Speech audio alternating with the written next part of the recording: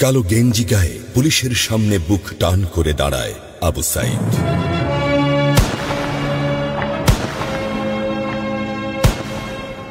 Police তাকে রক্ষা করার বদলে গুলি করে। ঠাস ঠুস কয়েকটা গুলির মধ্যে একটা গুলি লাগে তার কোমরে। খানিকটা ভাঁজ হয়ে যায় শরীর। সম্ভবত সে বুঝতে পারে নাই। ঘাড় ঘুরিয়ে কোমর দেখার চেষ্টা করে একবার, তারপর আবার আগের মতো আবার দুই হাত প্রসারিত করে সিনা টান করে দাঁড়ায়। ডান হাতে ছোট্ট একটা লাঠি। বিশ্ববিদ্যালয়ের প্রধান ফটকের পাশে বেশ কয়েকজন পুলিশ, হাতে রাইফেল, রাইফেলের তাজা গুলি, আবারও গুলির শব্দ। পরে গুলিটা কোথায় লাগলো বোঝা গেল না। তবে আবু সাইদ টলছে।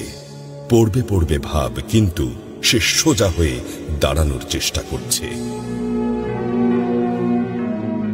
গুলি খাওয়ার আগে ফেসবুকে তার শেষ পোস্ট ছিল, যতদিন বেঁচে আছেন মেরুদণ্ড নিয়ে বাঁচুন। সেজন্যই হয়তো গুলি খাওয়ার পরও সোজা হয়ে দাঁড়াতে চাইছিল, কিন্তু পারছিল না। আবু সাইদের মেরুদণ্ড সোজা থাকলেও শরীরটা মাটির দিকে ক্রমশ ঝুলে পড়ছিল।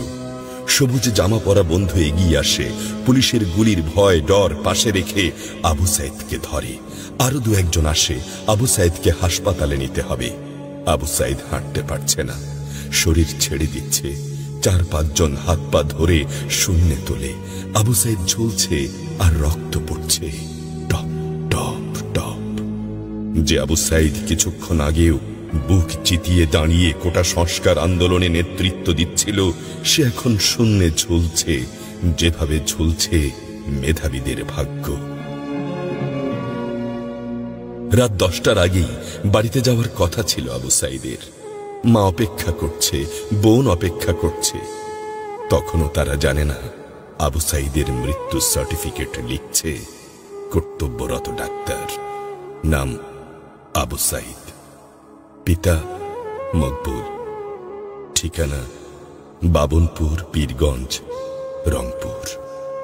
বয়স 25। মৃত্যু কারণ আগমনের সময় মৃত্যু। তারিখ 16/7/24, রাত 8টা 5 minute. Serial number 240434, Rangpur medical college হাসপাতাল। পরিবারের একমাত্র শিক্ষিত ছেলেটা খুন হয়ে গেছে। মা যখন জানল দুনিয়া কি আর ঠিক আছে তার কাছে, বিলাপ করে বলে, আমার ছেলেরে চাকরি না দিবি না দে, গুলি করলো কেন? বোন সুমি আর্তনাদ করে বলে, 3টা গুলি কেন আমারে করলো না? আবু সাইদ ফেসবুকে আরো লিখেছিল, যদি আজ শহীদ হই তবে আমার নিথর দেহটা রাজপথে ফেলে রাখবেন। ছাত্র সমাজ যখন বিজয় মিছিল নিয়ে ঘরে ফিরবে, তখন আমাকেও বিজয়ী ঘোষণা করে দাফন করবেন। একজন পরাজিতের লাশ কখনো তার মা বাবা গ্রহণ করবে না।